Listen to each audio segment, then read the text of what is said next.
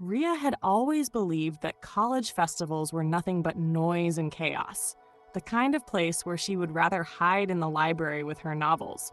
But everything changed when she was unexpectedly assigned to co-lead the cultural fest with Aditya, a boy whose laughter could fill an entire hall and whose charm made half the campus swoon.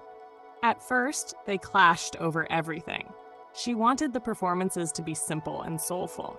He wanted them grand and flashy. But beneath the arguments was an unspoken spark neither admitted. Late nights of planning slowly softened the distance between them.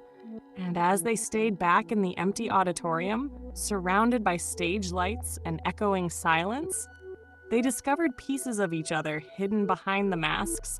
Aditya confessed he put on a cheerful face to hide the loneliness of losing his parents early, while Rhea admitted she feared being invisible, afraid her voice would never matter in a world too loud. From that moment on, their bond deepened. He encouraged her to sing on stage for the first time. She stood beside him when his ideas were criticized, and together, they found a rhythm in their differences. As the festival day arrived, Rhea's trembling voice filled the auditorium with a song so moving that the crowd went silent. And when the last note faded, she saw Aditya's eyes glistening with pride, his applause louder than anyone's.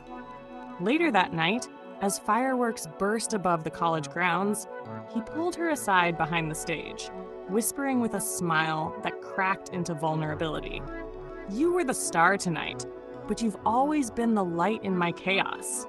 Rhea's heart pounded as she realized that somewhere between fights, laughter, and late-night chai breaks, she had fallen hopelessly in love with him. Still, doubts lingered.